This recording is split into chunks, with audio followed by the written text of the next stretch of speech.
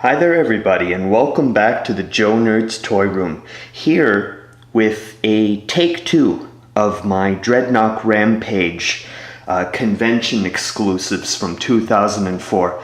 I really apologize to any of my loyal viewers who have watched my previous review, because now, as you can see, I'm redoing it, but I really had to. It was driving me crazy.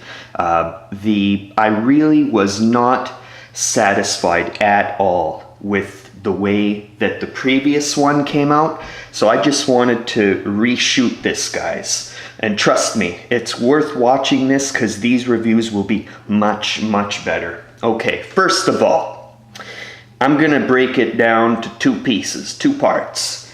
We're looking at Zarana and Ripper.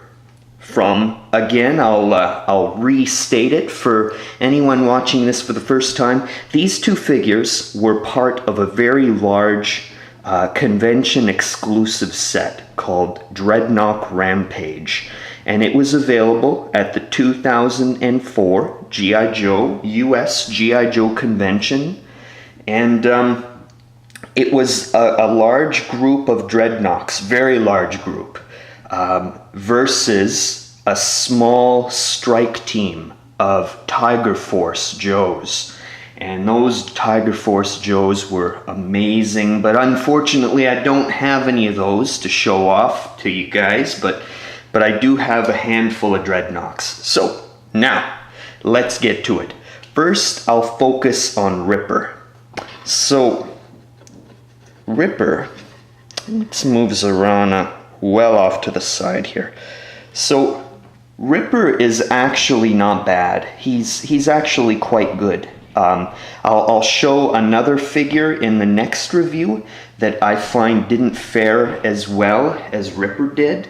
Ripper has a lot of nice colors. He's very bright, but not annoyingly or ugly bright, in my view anyway, the way I feel about it. He has a really tanned complexion. And let's get a little closer to this guy.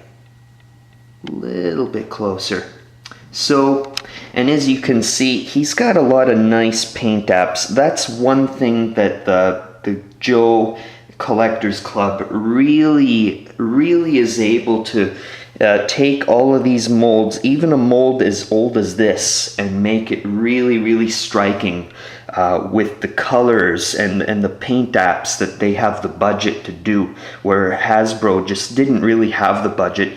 A good example of the improvements that they can make is right here on his leg. You'll see a holstered sidearm. Well, if anybody's familiar with the vintage Ripper figure, the vintage Ripper figure actually had the holster painted black, I believe, but I do remember that the handle grip of his sidearm weapon there, it wasn't even painted, so you ended up with a light blue, the same light blue as his jeans were, which was really, which was a little strange, but it never really bothered me. But it's a very good example of the improvements that the Joe Collectors Club really can make on these molds. So, and another thing about him I find is that the mold hasn't aged, well, it's aged fairly gracefully, except he ends up with a bit of a big melon. He's got quite a big head. Some of the vintage Joes kind of suffer from that, I find. Actually, most of them, but some worse than others. So anyway, if you can get around the fact that his head is a little touch oversized, hey. But anyway, but he's still, don't get me wrong, he's classic. He's vintage. He's like a classic character, a timeless mold, really. It's kind of funny. I said it was a little dated, but then it's timeless. I guess I'm kind of contradicting myself there. But anyway, anywho, So let's get on to the accessories that this guy comes with. First of all, as you can see what he's holding in his hand, it's his vintage, it's his, I should say, the weapon that he was known for using in the Sunbow animated series from our childhoods is his nice laser rifle. Or if you're, yeah, I'm calling it a laser rifle now because I'm thinking Sunbow. But I think Hasbro had intended it to be more like a semi-automatic rifle with a nice curved blade bayonet at the end of it. So he's got that. He's got pretty much, he has everything that the vintage figure came with, but all molded in a nice dark gray. So here he's got his motor backpack. Backpack to be used with his other main accessory, which is the kind of it's kind of like the jaws of life. It's kind of as a child I remember thinking that this was more like a jackhammer, but really it's more of like a jaws of life. I've come to find, like a metal separating tool. So it's got that. And he has the hose to connect the jaws and his backpack. One thing I'm going to say about this real quick is, as good a quality as everything is in this set, in all of these in this set specifically, I should say, as good a quality as they are, the hoses are not as great a quality because they're very rigid and it's very thin in diameter, and it would not. I'm sure that if I plug this hose into here, with time, it'll be very tight, a very tight fit initially, but eventually what'll happen is that the hose will it'll get used to being in that form, and then it'll just fall off. So I don't bother attaching it.